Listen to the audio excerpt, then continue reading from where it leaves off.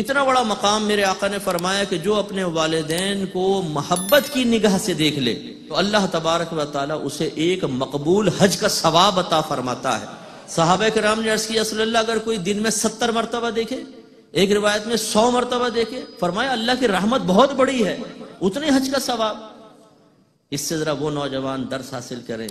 کہ سرکار تو محبت کی نظر کی تلقین کرے، اور ہم گھورتے ہوئے بگڑے ہوئے چہروں کے ساتھ ماں باپ کی آنکھوں میں آنکھیں ڈال کر ان کو دیکھتے ہیں، جس سے ماں باپ لرز جاتے ہیں، کانپ جاتے ہیں کہ بیٹا غصے میں آ گیا ہے، بہت غصیلا ہے، کوئی بدتمیزی نہ کر دے، ہماری عزت اتار کے ہاتھ پہ نہ رکھ دے۔ بیچارے گھبرا جاتے ہیں، ان کا خون خشک ہو جاتا ہے، ان کے دماغ کی رگیں کھنچ جاتی ہیں۔ ایسی اولاد کو سوچنا چاہیے آج اپنے ماں باپ کو اس ٹینشن میں مبتلا کر کے، اس تکلیف میں مبتلا کر کے آپ نے اپنی طاقت اور جوانی کا احساس تو دلا دیا، لیکن کل بروز قیامت کیا ہوگا؟ اسی طریقے سے ایک ہم نے یہ دیکھا ہے کہ اگر کوئی اپنی ذاتی ترقی سے اوپر چلا جاتا، ماں باپ تربیت نہ کر سکے، ماں باپ اچھا نہ پڑھا سکے، ماں باپ والد صاحب کاروبار نہ کروا سکے، اور وہ لکھ پتی کروڑ پتی ہو گیا، تو پھر وہ بعض اوقات تانے دیتے ہیں جو کچھ کیا اپنی محنت سے۔ آپ نے کیا کیا ہمارے؟ آپ نے کیا کیا؟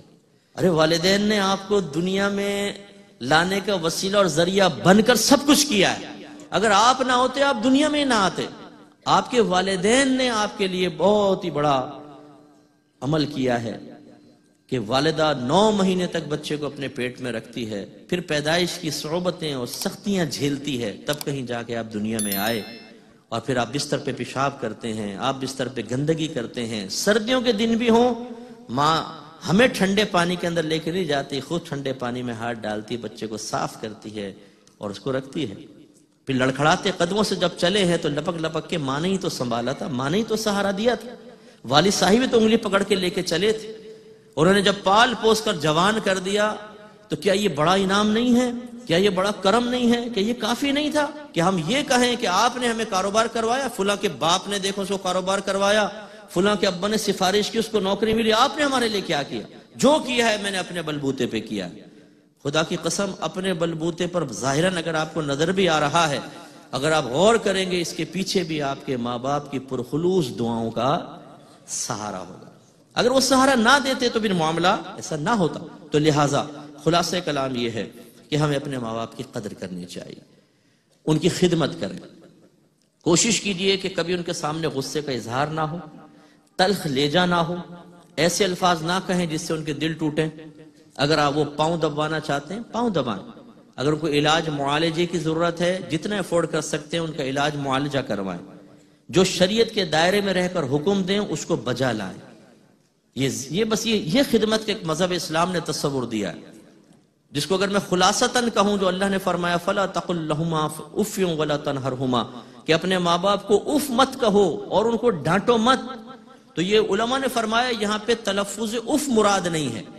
بلکہ جب اف کہتے ہیں تو اس سے اذیت اور تکلیف پہنچتی ہے، تو گویا کہ اللہ تعالیٰ یہ فرما رہا ہے کہ اپنے ماں باپ کو تکلیف نہ پہنچاؤ۔ آج کے اس درس کی برکت سے اگر آپ ایک چیز اپنا لیتے ہیں، ایک چیز میرے لیے بھی ثواب جاریہ ہوگی، مینجمنٹ کے لیے بھی ہوگی، جنہوں نے انعقاد کیا ان کے لیے بھی ہوگی انشاءاللہ،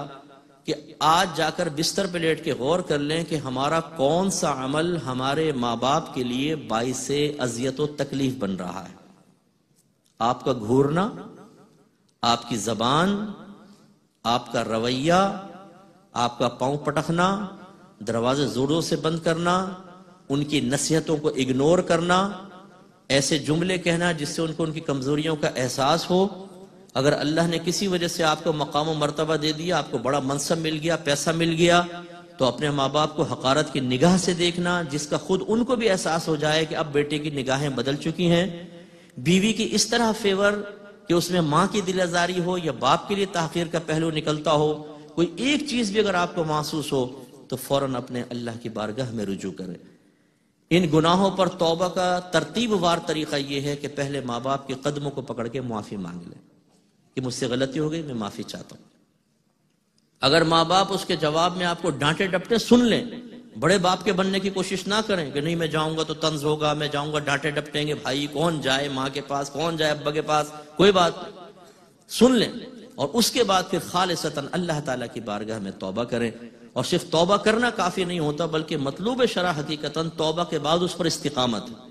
پھر اس کے بعد ساری زندگی ایسا نہ ہو کہ ہماری زبان سے کچھ کلمات نکلے، برا نکلے. اور انشاءاللہ جب آپ ایسا کریں گے دعاؤں کے مستحق ہوں گے، اور انشاءاللہ دنیا اور آخرت میں بڑی ترقی پائیں گے.